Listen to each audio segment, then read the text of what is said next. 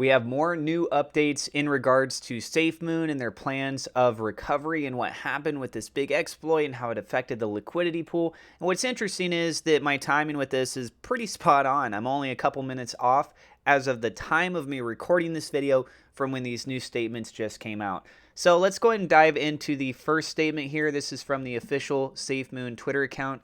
They say, an update message to the SafeMoon community. As we progress towards resuming regular business operations, we are eager to provide you with the latest updates and showcase the collaborative efforts of our team and valued partners as we work to get us back on track. Soon, we will resume service and launch cross-chains, which will involve updated supportive mobile releases as well as the deploying of new contracts, some of which you may have already seen take place. Personally, I think they're suggesting here in regards to Polygon. Let us know what you guys think about that down in the comments below. It goes on to say, further, we are moving to reseed liquidity in a phased approach and will be balancing the pools across the chains. This says Binance Smart Chain, Ethereum, Polygon. With this in mind, it is likely that there will be semi-frequent LP changes/moves. Please note that this is planned and expected for the foreseeable future as we move to further rectify the situation. So again, going back to that theory on Polygon, they're mentioning here, they're saying the pools across the chains, Binance Smart Chain, Ethereum, and Polygon. So what's interesting about this is also suggesting that we could very well soon not just see Polygon with SafeMoon, but also that of the Ethereum side. We have SafeMoon, don't get me wrong. That's been shut down though. That did not migrate over to a version 2. So having this come up on the Ethereum side, quite curious to see what is going to take place there. Moving on, all the actions we're currently undertaking, as with everything else we do, are intended to prioritize customer safety and security. We tentatively plan to start our reseeding activities and to bring systems online next week.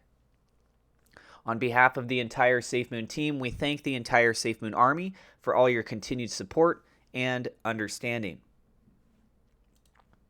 So, to be clear, they mentioned here to bring systems online next week. So, hopefully things go according to plan. Sometimes these things don't. I don't know if there will be a delay, but based on their statement here, they're saying next week. And next week is just starting a couple days from now. We don't know if it's going to be the beginning, the end, but we're talking about roughly 7 days, right? 7 and 9 days or so. Not too long in the broad spectrum of things. We have John Crony, the CEO of SafeMoon, also making a post just minutes after this SafeMoon post came out. SafeMoon Army, we have made great progress over the past few days in understanding and righting the situation. Throughout this process, it has been essential that we move deliberately so as to not further complicate matters. I am delighted to say that we are looking to soon recommence operations in a phased approach, starting with the reintroduction of liquidity into the LP and ensuring the LPs are balanced. This activity is tentatively planned to start next week. However, please be advised that this process will likely see changes and moves in the LPs. I would also like to take this time to thank all our partners in the entire dedicated SafeMoon team for working around the clock to restore operations and make sure the community is protected. This week has been a bump in the road, but we are now more empowered than ever before to make sure that the entire world knows about SafeMoon. Trust me when I say that what we've done so far has only scratched the surface. There's so much more to come. John. In side news, we also have Danology, who he had previously made the statement when this big exploit took place that he had lost a lot of his funds. It had been moved out of his wallet. Danology has now since then said, I woke up this morning to the tokens that were stolen from my wallet being fully returned. We are SafeMoon. We are family. Really happy to hear that people that have been affected by this are actually getting their funds back. Danology also saying here, the deployer has been very active this morning. It's not just sending tokens back. Do you see what we see? Marcel responded saying, bro, my token value practically doubled when I looked at the SafeMoon wallet. What happened? No complaining, LL, but I need that info. Danology responded saying, nothing. It's back to normal now. Wild price swings from lack of LP. That is all. And then also Danology saying here, to be clear, the LP has not returned yet in any capacity. The slight increase, as you saw, was the contract being activated for a split second and a few buys rolling through. All of the LP is still currently sitting in this wallet here. When you see this move, that's when it will be on its way back. So as we have the new statements from SafeMoon and from the CEO, John Caroni, I want to reiterate to you guys once more that it looks like things are more than likely going to be back to normal next week, which is starting in just a couple days because it's already a Friday. It is a Friday, right? Yeah, it's Friday. The end of March, the end also of the first quarter. Going into quarter two, what can we potentially expect of releases from SafeMoon? Speculations are going to be all across the board.